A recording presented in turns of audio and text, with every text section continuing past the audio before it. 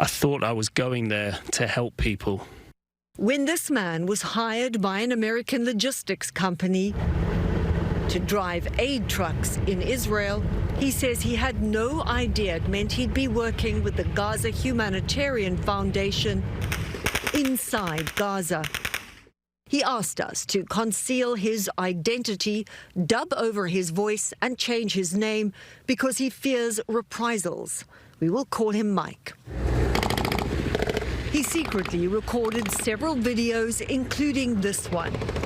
What you are hearing, he says, is the sound of gunfire from brightly lit GHF sites fired at Palestinians seeking aid.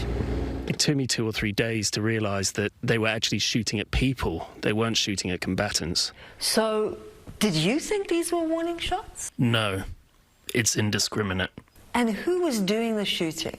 The IDF and the American security personnel. They've got positions on each corner of the sites, and they would often shoot at exactly the same time as the Israeli soldiers. We do not see who is shooting on the videos Mike gave us, but he said there was not a single occasion he observed when there was no shooting, and he was at the sites on average 5 days a week for several weeks. CBS News has seen his work schedule, and metadata from his cell phone confirms the dates and times he was in Gaza. CBS News has been reporting on the almost daily shootings and deaths at or near GHF sites since GHF began operating its sites at the end of May.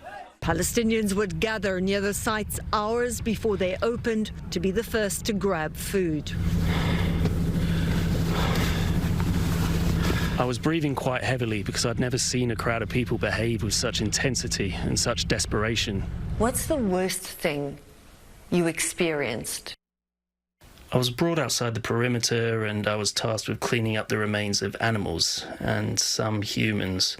What had happened is that there had been so much shooting that human remains had been left there, and the smell got quite bad. So the security contractors had complained and the IDF said it wasn't their business.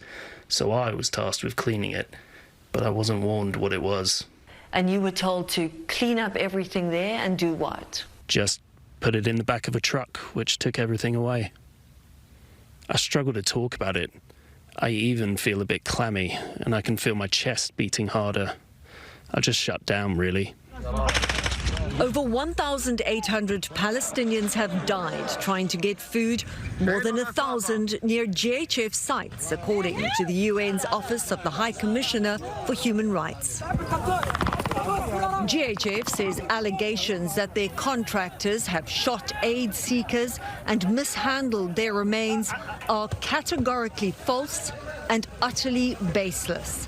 They have criticized CBS News' refusal to provide them with more detailed information regarding Mike.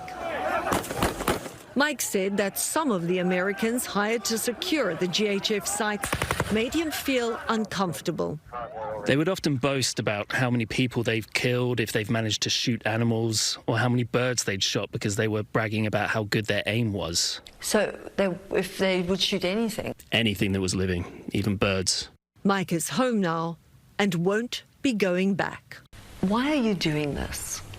It just wouldn't sit right with me if I didn't say something. These atrocities don't have to happen.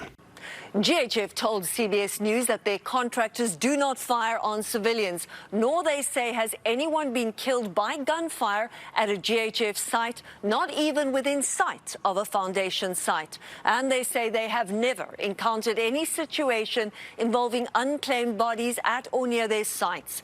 The IDF categorically denied allegations that it deliberately fires at Palestinian civilians, but told CBS News it is investigating recent reports of harm to civilians, and any violations will result in further action. Deborah Patta in London.